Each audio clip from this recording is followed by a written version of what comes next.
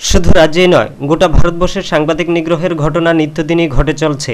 পেশাগত দায়িত্ব পালন করতে গিয়ে প্রাণ হারিয়েছেন অনেক সাংবাদিক। এদিকে ছোট্ট রাজ্য ত্রিপুরাতেও সাংবাদিক ও সংবাদ মাধ্যমের উপর আক্রমণ হয়েছে বহুবার, কিন্তু তার আজ পর্যন্ত কোনো সুষ্ঠু বিচার হয়নি।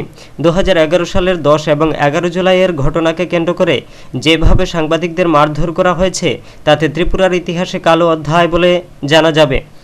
এদিকে বৃহস্পতিবার ধলাই জেলার ডলুবাড়িস্থিত পলিটেকনিক কলেজে এক ঘটনাকে কেন্দ্র করে ছাত্রছাত্রীরা পরীক্ষা বাতিল করে রাস্তায় নেমে আসে। খবর পেয়ে ফোকাস ত্রিপুরার সাংবাদিক পরাশর বিশ্বাস ঘটনাস্থলে ছুটে যায়। কলেজের ছাত্ররা ক্যামেরা দেখা মাত্র উত্তেজিত হয়ে পড়ে, ছবি তুলতে বাধা দেয়, অশ্লীল ভাষায় গালাগাল দিতে শুরু করে, ক্যামেরা ছিনিয়ে নিতে চেষ্টা করে। উশৃঙ্খল ছাত্ররা সাংবাদিক দেখে আক্রমণ শুরু করে দেয়। এর মধ্যে উপস্থিত স্থানীয় মানুষ সাংবাদিকগণ পরাশরকে উদ্ধার করে এবং ছাত্রছাত্রীদের শান্ত হওয়ার জন্য অনুরোধ করে।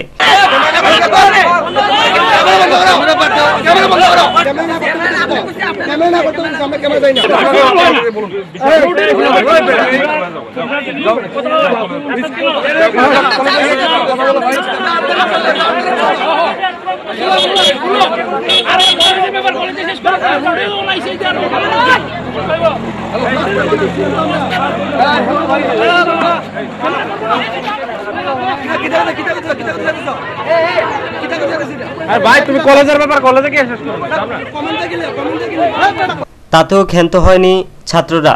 এ বিষয়ে কলেজের প্রিন্সিপালকে জিজ্ঞাসা করলে উনি জানান, ছাত্রছাত্রীরা এখনো শিশু রয়ে গেছে। আপনারা স্থানীয় তো? হ্যাঁ হ্যাঁ। আপনারা কিছু জানেন না? না না, ওই বিষয়টা আপনাদের ক্লিয়ার হতাম যে পরীক্ষার সময় যে স্টুডেন্টরা কেলিগা সব বুঝছি।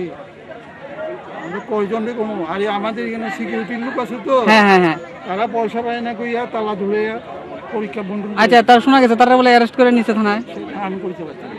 এখন তারারে পুলিশে তুলে নিয়ে গেছে, অ্যারেস্ট করছে কি করছে না এটা পুলিশেরই জিজ্ঞেস। আচ্ছা স্যার, আপনার কলেজের স্টুডেন্টরা যে মিডিয়ার লোক দেখে যে তারা কমেন্টস করলে, এইটা ব্যাপারে আপনি এইগুলি এরা শিশু না স্যার, শিশু সবাই স্যার সব আমি বুঝছি তারা 17-18 বছর হয়ে গেছে, কিন্তু হ্যাঁ স্যার অভিজ্ঞতায় তারা শিশু। একটার পর একটা স্যার পলিটেকনিক কলেজের নামে স্যার একটা না একটা অভিযোগ দিন দিন বাইরে হইতেছে। এই বিষয়ে তো আপনার কোনো পদক্ষেপ উল্টা মিডিয়ার উপরে আক্রমণ কেলে গেছে স্যার? মিডিয়ার উপরে কোনো আক্রমণ হয় না, এই যে তারা শুনে বাচ্চা ছেলের লোকে আপনি আমার লোকে কথা কর, আমি বলতেছি আপনার আমি বুঝাই দিই। আজকাল সবাই একটু সচেতন, সবাই চায় যদি রাইট কারণে যথার্থ কারণে আপনি মিডিয়া আসেন না, আপনি যেগুলো নর্মাল দিনে আসেন, আপনি একটা তুলতে গেলে আমি কোনো একটা ফটো তুলি, বুঝছেন? এখন একটা অ্যাবনর্মাল সিচুয়েশন দাঁড়িয়ে গেছে। এই সিচুয়েশন তৈরি হয়েছে গেলি স্যার। এই সিচুয়েশন মনে হয় এটা আজকে নিবুড়ি আমি অনেকেই জানি, আমি আমার কাজ আছে এইটা প্রাইভেট সিকিউরিটি আছে আগরতলা, তারারই জিজ্ঞাসা করে। তারা পেমেন্ট করলে তারা লোক এইরকম ব্যবহার করে না, আমাদের সঙ্গে এদের কোনো কানেকশন। শান্তি সম্প্রীতি বজায় রাখবার লাগে, কিন্তু আপনার কলেজের স্টুডেন্ট উশৃঙ্খল করবার লাগে বাধ্য করতেছে স্যার।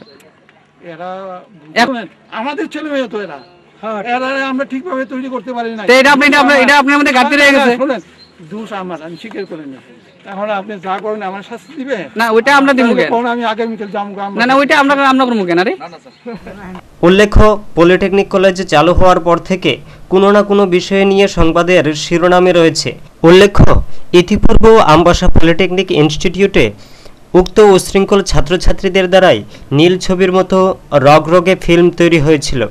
ওই সময় উক্ত ঘটনায় এলাকাতে ছিছি রব পড়েছিল।